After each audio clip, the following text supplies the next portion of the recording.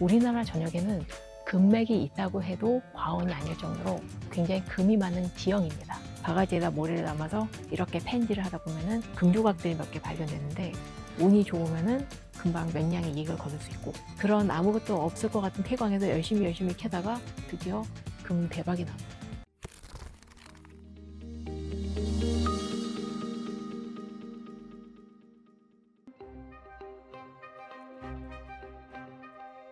한반도 전역에서 금이 가장 많이 배치된 곳은 평안도 쪽이고요. 그 다음에 충청도에 좀 있고 강원도에 좀 있고, 그 외에 전국적으로 사금은 흩어져 있기 때문에 어디든 강가에 내려가서 이렇게 해보시면 금이 나올 수도 있습니다. 우리나라의 금이 얼마나 널리 퍼져 있냐는 하나의 예는 그 마포의 황금 아파트입니다. 1990년대 그 마포에 아파트를 짓기 위해서 기반공사를 하는데 금이 발견됐어요. 황금이. 그러니까 금맥이 발견돼서 이제 이걸 더 캐느냐, 아파트를 세울 것인가 결정했는데, 그 금이 그렇게까지 채산성이 좋지 않다는 판단이 나서, 즉 아파트 값이 더 비싸다는 판단이 나서 그냥 금맥은 놔두고 그 위에 아파트를 세웠습니다. 대신 아파트 이름을 황금 아파트라고 했죠.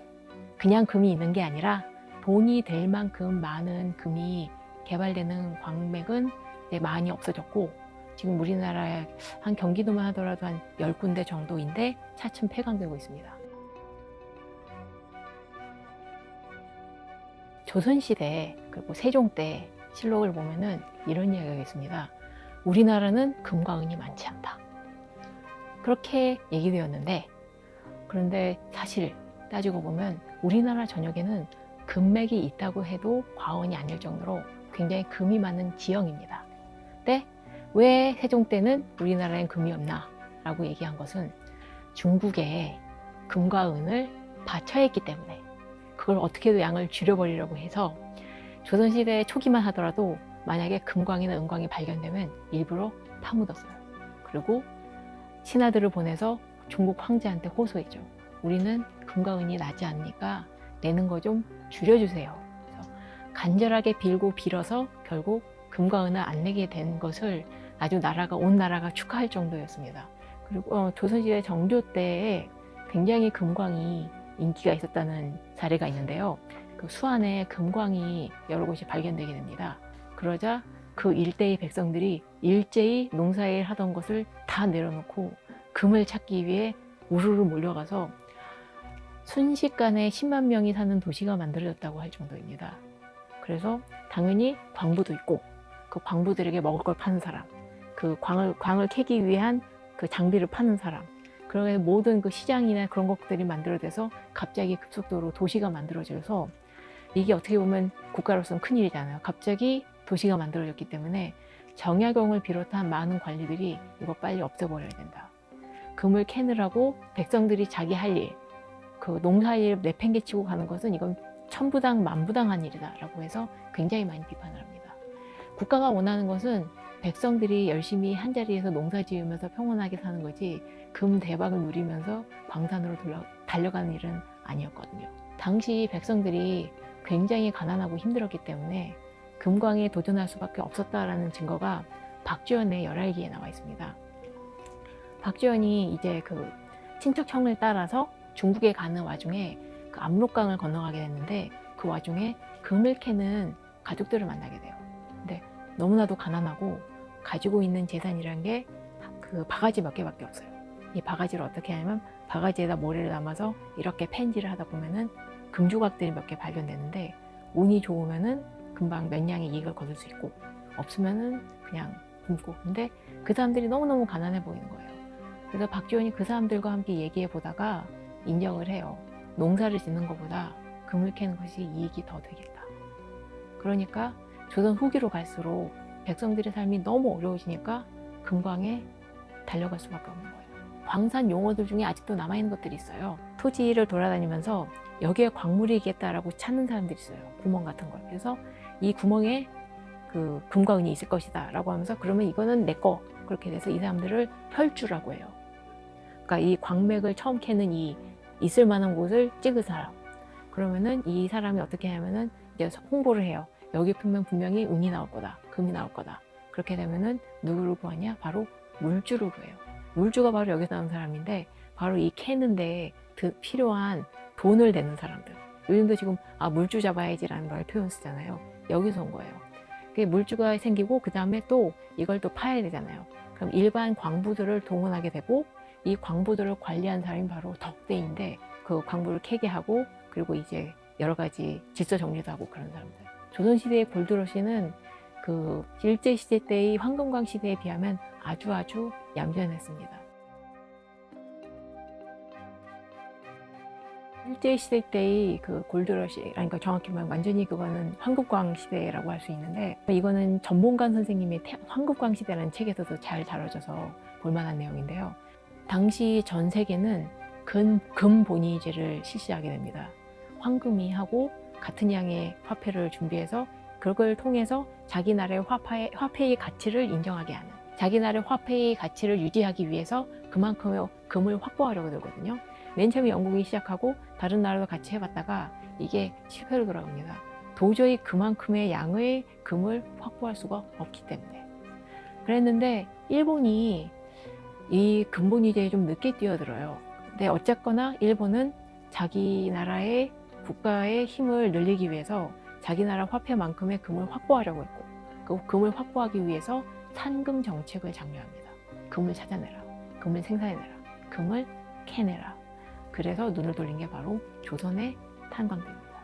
1919년 하면 우리 사람들이 보통 생각하는 거 3.1운동 했던 때 전국의 한국 사람들이 하얀 옷을 입고 태국기름도 대한독립 만세 외쳤을 것 같지만 그 와중에도 어떤 사람들은 탄광해서 금 어딨나 금이냐라고 열심히 캐고 있었던 거죠. 근데 그랬던 사람 중에 한 사람이 최창학이라는 사람이 있었습니다.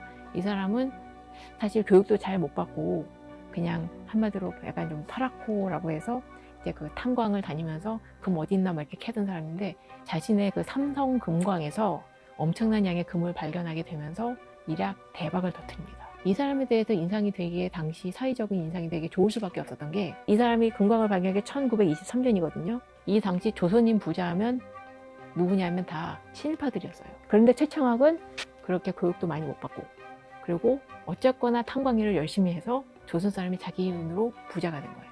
그래서 이 사람은 그 당시 가장 화려한 그 집인 죽첨장이라는 서양저택도 세우고 리무진을 타고 드라이브를 할 정도로 아주 그 사치를 즐겼습니다만 그렇다 하더라도 조선 사람들에게는 잘 대해줬고 일본 사람들보다는 그렇기 때문에 사회적으로 굉장히 인기가 있어서 별명이 황금귀신, 황금귀 최창학이었습니다. 그런데 사실 이 최창학이 정말로 부자가 된 거는 이 사람이 금을 캐서 부자가 됐다기보다는 자기가 가졌던 그 삼성 금광을 일본의 미쓰이 회사에 그 금광 개발권을 팔아넘깁니다. 그 팔아넘기면서 그 당시 받은 게 30만 원 그렇게 되거든요. 거의 조선인 최고의 부자가 될 수 있을 정도의 돈이었습니다. 그 최창학과 비교되는 또 하나의 황금왕이 있었으니 이 사람이 바로 방응모입니다. 이 방응모는 아마 조선일보 사장이라고 하면 더 잘 알게 될 거예요.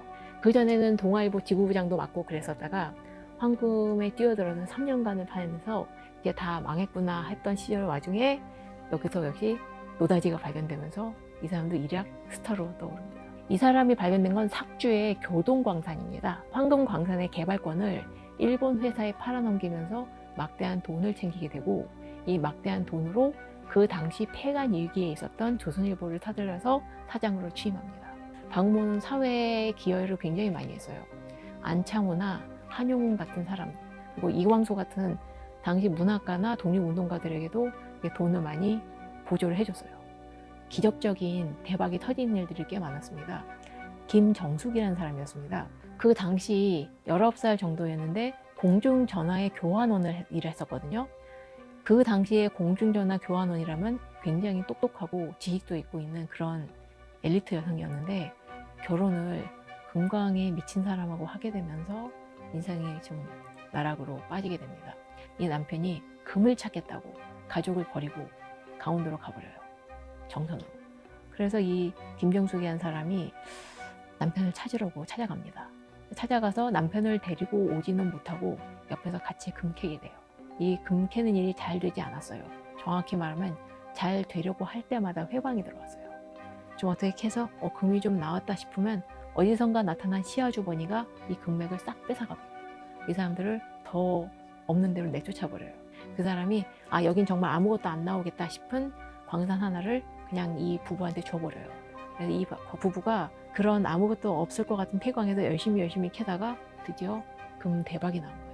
그래서 일시에 대박을 내가지고 이 광산을 일본 회사에 팔아서 갑자기 큰 부자가 됩니다. 큰 부자가 된 다음에 인터뷰를 해요. 나는 이렇게 힘들게 일해서 부자가 되었으니 앞으로 힘든 사람들, 공부하고 싶지만 못한 사람들을 도우면서 열심히 살겠다라고 인터뷰를 해요. 실제로도 만주에 있는 사람들이라든가 여자 학교에도 많이 기부를 하고 많은 활동을 했습니다만 그게 잘 되지는 않았습니다. 남편이 또 계속 사고를 쳤거든요. 이 사람이 또 다른 광산을 캐서 일을 하고 있었는데 일단 금이라는 게 예쁜 순금이 톡 하고 튀어나온 게 아니라 수많은 광석 사이에 섞여 있는 금조각으로 나옵니다. 금조각을 골라내요. 최대한 많이 골라내요. 그 다음에 남은 돌들을 버력이라고 하는데 이 버력은 전부 일종의 쓰레기가 됩니다. 그런데 이 쓰레기 돌을 사가는 사람이 또 있어요. 왜냐하면 거기 어딘가에 금 찌꺼기가 있을지도 모른다 해서 그걸 더 찾는 사람들. 그래서 쓰레기 돌이 어마어마하게 많은 양, 300가마니쯤 됐는데 어떤 사람이 이걸 사겠다고 합니다. 김정숙의 남편이 이름이 최응주였습니다. 이 사람이 맨 처음에 계약했던 사람한테 안 팔고 딴 사람한테 팔아버렸어요.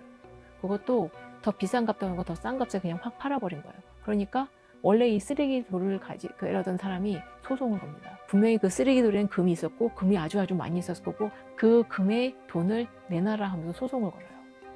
그래서 그 당시 신문에서 이거 진짜 황금에 미친 시대에나 벌어질 수 있는 웃긴 소송이다 라고 보도가 나올 정도예요. 또 이제 김정숙은 어쨌거나 그 금을 캐면서 힘들게 낳았던 자식들의 교육에 굉장히 애를 썼거든요. 근데 그래서 그 딸들도 전부 학교를 보내고 그렇게 교육을 했습니다만 그 김정숙의 큰딸이 어떤 이유인지 알 수 없지만 양잿물을 마시고 자살기도를 합니다. 그런데 이 김정숙은 이 사실을 쉬쉬하면서 숨기려고 했지만 결국 신문보도에 크게 나요. 그래서 신문보도에 그때 하는 말이 아무리 황금이 많아서 부자가 됐어도 행복하지는 않은 거라는 이야기가 아니겠느냐라고 이렇게 기사가 나와요. 그리고 그 외에도 수많은 황금을 통해서 부자가 된 조선인 부자들이 있었습니다만 자 이제 이 사람들이 또 어떤 일에 시달렸냐 하면은 점점 조선인 부자들이 늘어나게 되면서 사람들이 점점 황금에 미쳐가게 됩니다. 이제 정말 개나 소나 땅을 보면 황금이 나온대. 그렇게 하면서 전부 금을 캐려고 자기 집 바닥부터 파기 시작합니다. 이 얘기를 소설처럼 다룬 게 바로 김유정 씨의 금 따는 콩밭이라고 있고요. 문제는 이런 내용들이 거의 다 자전적이라는 이야기라는 데 있습니다. 이게 금 따는 콩밭을 보면은 멀쩡한 콩밭을 파헤쳐서 금을 캐겠다고 해서 1년 농사를 망치는 사람들 이야기가 나오는데 그게 소설이 아니라 실제 있었던 일이고요. 자기 집 마당 파는 사람들도 있고 벽 파는 사람도 있고 사금 캐겠다고 이제 바가지 들고 여기저기 헤매는 사람들도 많았고요. 그리고 그렇게 금광 캐려다가 망해서 쥐약 먹고 자살하는 사람들은 더 많았고요. 연천에 사금이 발견됐는데 이렇게 한번 썰어질만 하면 한 양씩 나와서 엄청난 이익을 올릴 수 있다. 그 다음에 조금 뒤에는 강원도 정선에서 금 대박이 터지더라. 사실 강화도는 황금으로 이루어진 섬이었다. 거기에 가서 금만 캐면 부자가 될 수 있다. 그런 기사가 끝없이 나와요. 그럼 어떻게 되겠어요? 사람들이 전부 이 곡괭이 들고 그 소문난 데에 가서 막 캐는 거예요. 물론 그게 미친 짓이라는 걸 알지만 또 아까 금 따는 콩밭에 나왔듯이 금 따는 콩밭의 주인공은 자기 땅이 아니라 남의 땅을 빌려서 거기다 농사 짓는데도 거기다 금이 나올 거라 해서 캐잖아요. 그런데 땅 주인이나 마름이 못 말려요. 왜냐하면 일제히 상금 정책 때문에. 왜냐하면 일본은 금을 더 많이 캐라. 금을 더 많이 캐서 이게 우리나라에 이익이 될 테니까 그걸 권장했기 때문이에요. 그러니까 아무리 저게 미친 짓이란 거 알아도 아무도 말릴 수 없는 거예요. 왜냐하면 나라가 금을 캐라고 추천하니까. 1940년도 이후로 가게 되면서 태평양 전쟁이 심해지고 금광 붐은 1941년에 끝나게 됩니다. 왜냐하면 그 전까지 금광이 점점 인기가 있었던 거는 그 금의 가치보다는 이 금광을 파내는 권리가 더 비쌌어요. 금광의 권리만 하더라도 사는 게 비쌌고 그 금광에 가서 금을 한번 캐내 보려면 그것도 권리금이 있어야 됐거든요. 그게 굉장히 비쌌는데 그 이유는 아까 얘기한 대로 일본의 상금 정책 때문에 금이 있어야, 금을 더 많이 캐낼 수 있다고 여겨지는 가치가 매겨졌던 거기 때문에 이 가치가 점점 부풀어 오른 거죠. 처음에 그 삼성광산을 15만 원에 팔았다면 이게 점점 웃돈이 올라가서 이제 어떤 사람은 이제 300만 원을 줘도 이 금광 못 판다 라고 얘기가 나오는 거예요. 그런데 그게 진짜 그 금광이 정말 여기 금맥이 확실한지도 정확하지도 않고 캐봐야지 알 수 있는 거고 아닐 수도 있는 건데, 다만 그 당시 일본은 어떻게든 금을 짜내려고 했기 때문에 금광을 크게 가치를 매겼던 거지 진짜 금광이 그 가치가 있었던 거 아니거든요. 그렇기 때문에 1941년에 이제 일본이 미국과 본격적으로 전쟁을 하게 되면서 더 이상 상금 정책을 할 이유가 없어져 버리거든요. 그렇게 되면서 이제 모든 금광목은 갑자기 팍 꺼져버립니다. 보통 우리나라가 생각하면 우리나라 사람들은 전부 독립을 위해서 똘똘 뭉쳤을 거야 라고 생각합니다만 이게 또 되게 보면 복잡해요. 그러니까 정말 독립을 위해서 애쓰고 온 재산을 바치고 생명까지 바친 분들은 분명히 있어요. 많이 있어요. 근데 또 어떤 사람은 나는 독립운동 한다라고 주장하면서 남한테 돈이나 뜯어내는 깡패들도 있었습니다. 그래서 최창학에게 어느 날 이제 편지가 도착한 거예요. 우리가 독립운동을 하니까 네가 가진 황금과 돈을 내놔라. 근데 이게 과연 그 당시 임시정부를 비롯한 독립운동을 했던 사람인지 아니면 그냥 정말 그냥 강도가 이름을 빌렸었는지 정확하진 않아요. 최창학은 이걸 무시했어요. 그렇게 되니까 어느 날 무장 강도가 한 일대가 최창학이 있던 그 삼성공강 일대를 덮칩니다. 그래서 당시 최창학이 당연히 일본인 경찰하고 친하게 지냈어요. 그 사람들이 독립군이라고 주장하는 무장 강도의 습격을 받아서 그 자리에서 살해당하고 최창학은 숲으로 돌아가서 겨우 살아납니다. 여기서 끝난 게 아니라 그렇다 하더라도 이미 최창학이라든가 박모 같은 사람들은 금광으로 인해서 번 돈을 좀 이제 분산해놨어요. 그 농장도 만들고 뭐 이제 여러 가지 다른 사업도 하고 그렇게 해서 벌어놨었는데 일본에서 이제 전쟁이 심해지면서 헌납 좀 해라, 헌금 좀 해라 그렇게 들어오죠. 최창학 같은 경우에는 무려 전투기 8개를 일본 군대에 헌납합니다. 그렇게 돼서 아주 그냥 표창을 받고 신문에 나고 아주 했습니다만 이제 독립하고 나면은 이런 친일파가 따로, 왜냐면 그 비행기들이 다 뭐였겠어요? 제로센이나 그런 거였 거고 그럼 어디다 썼겠어요? 가미카제나 그런 데 썼겠죠. 그렇기 때문에 이제 최창학이 이제 독립을 하게 되니까 그동안 열심히 일본에 돈을 갖다 바쳤던 여러 이제 금광 부자들은 이제 큰일이 난 거예요. 최창학은 어떻게 생각하냐? 빨리 그 조선 대한민국 그쪽에 줄을 서자. 근데 이 최창학이 확실히 돈은 많이 벌었지만 이 사람은 굉장히 운이 좋았던 사람이었던 거예요. 이걸 어떻게 확인할 수 있냐? 이후로 계속 무리수, 잘못된 선택을 해요. 맨 처음에 일본이 전쟁을 벌이고 있을 때 일본이 전쟁에서 이긴다에 베팅했으니까 전투기 8개나 사서 갖다 바쳤었죠. 그런데 일본 망하고 이제 대한민국이 들어섰습니다. 그러니까 최창학이 생각했어요. 이제 대한민국에다 줄을 서야지. 누구한테 줄 섰냐? 이승만이 아니라 김구한테 줄을 섰어요. 김구를 비롯한 임시정부 사람들이 귀국하자 자기 그 좋은 차도 내주고 그 다음에 자기 집이었던 경보양을 내줘요. 김구한테. 그래서 거기서 살게 해줘요. 지금 봐도 굉장히 으리으리한 집입니다. 거기서 김구가 암살당합니다. 최창학도 그 집을 돌려받습니다. 째째하게요. 그렇게 되니까 이미 이승만의 눈밖에 났죠. 또 하나 최창학의 재산이 크게 줄어들게 게 남북 분단이었습니다. 그 남북이 분단되었을 때 박모 같은 경우에는 수원 일대에 커다란 농장이 있었기 때문에 그렇게 큰 타격은 없었는데 최창학 같은 경우는 저쪽 그 북한에 자기 땅들과 재산들이 많았거든요. 그래서 남북 분단되자 재산 반토막 그렇게 됩니다. 한때 조선 최대의 부자로 황금기 소리를 들었던 때에 비하면은 정말 좀 초라하게 생을 마감하게 되었습니다.